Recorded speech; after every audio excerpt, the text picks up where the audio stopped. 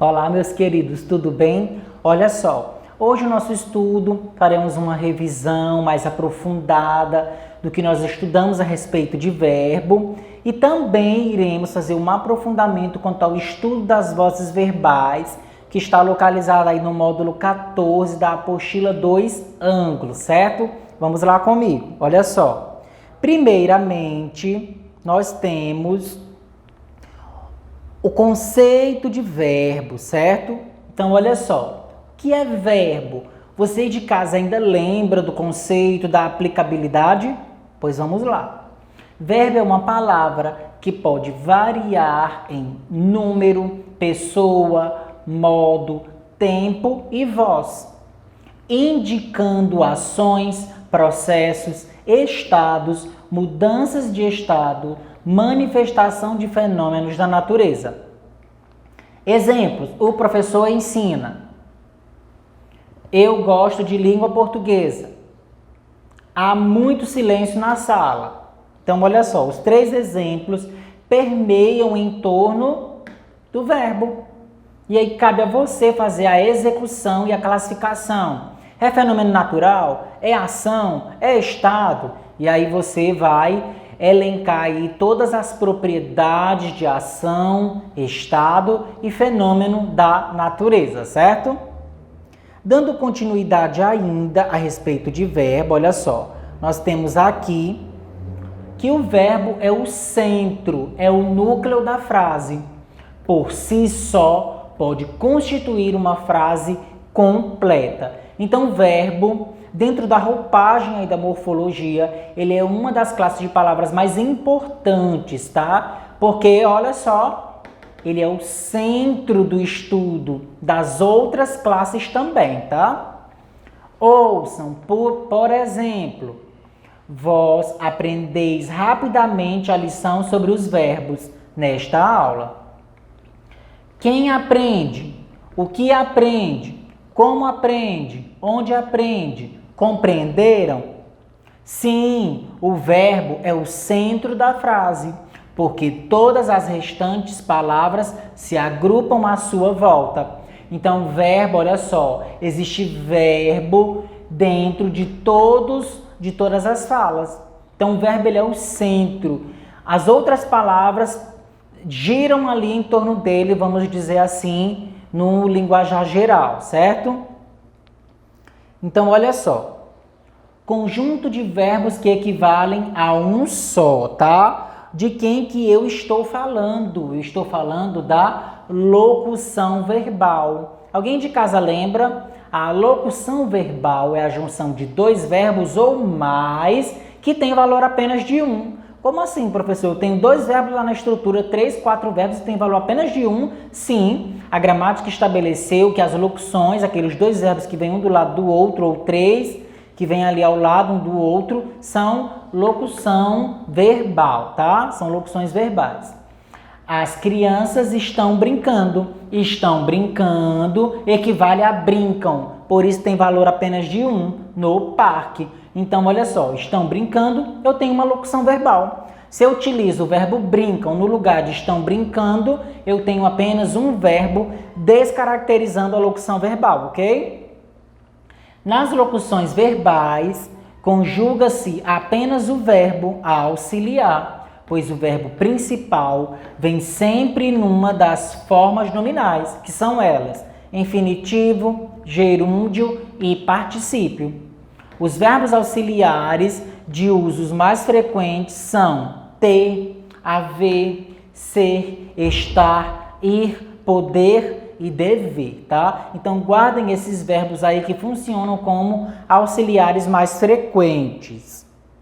Dando continuidade, tá? Nós temos aqui, quando a locução verbal é formada pelos verbos ter e haver, mais o particípio do verbo principal, temos um tempo composto, tá? O trem já tinha saído ou havia saído da estação. Tinha saído equivale a saiu, tá? Então, nós temos aí a locução verbal girando em torno do tinha saído ou girando em torno do havia saído, que equivale a um verbo somente, tá? Quanto à função, o que nós podemos estabelecer? Os verbos podem ser auxiliares, ligam-se às formas nominais de um verbo principal, constituindo com elas locuções. Exemplo, eu estava estudando. Eu tinha falado com ela. Então, olha só, girando aí em torno de um outro verbo, especificamente está e ter. E os verbos principais são aqueles de significação plena, nuclear, tá? Eu estudava, eu falara com ela.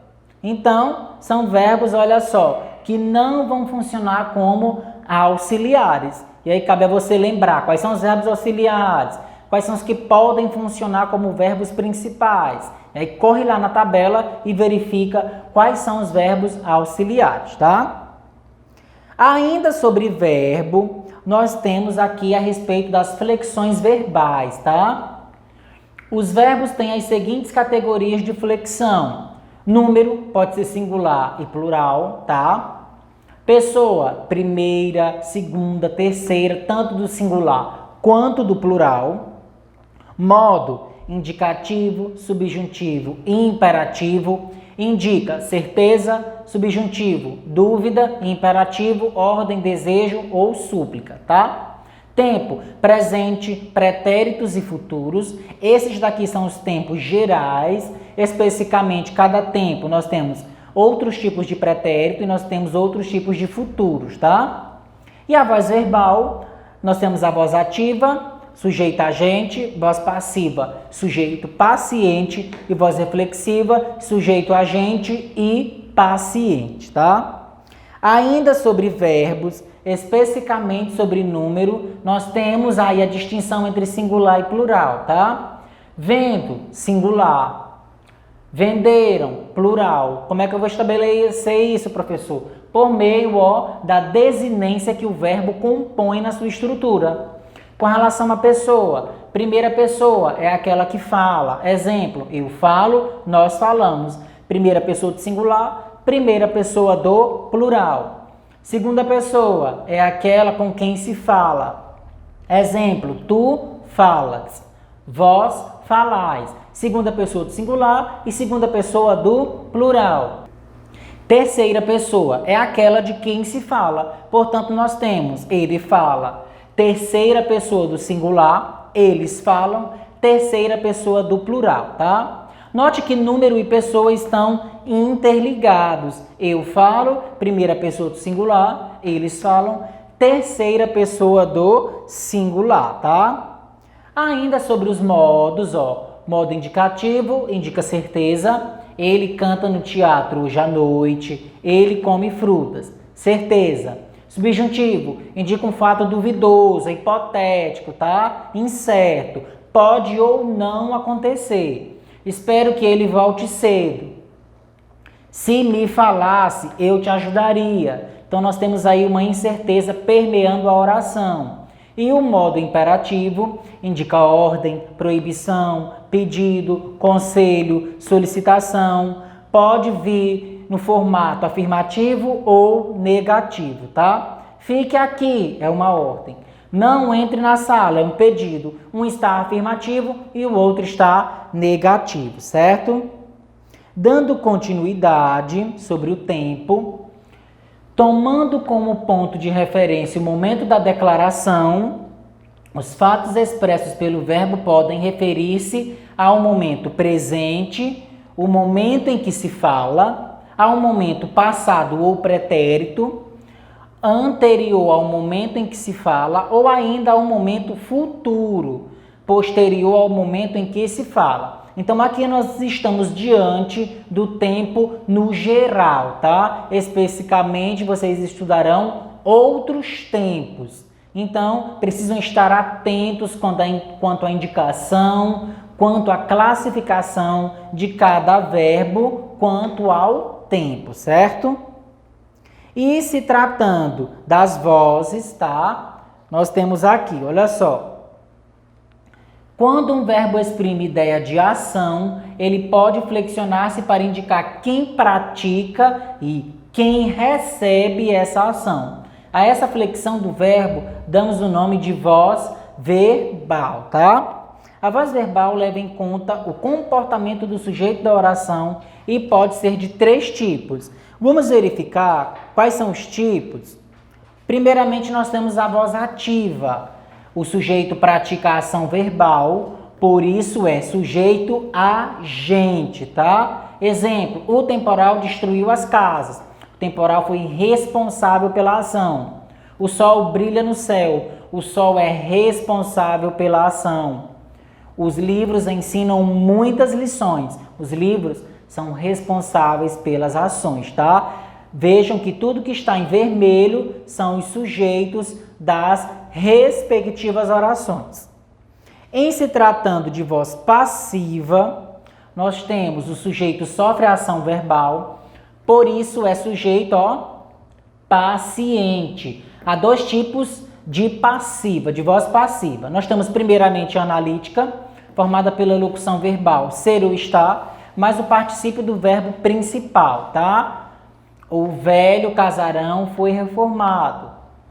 As fotos serão guardadas. Então, guardem aí de informação que a voz passiva é quando o sujeito recebe ou sofre a ação, certo?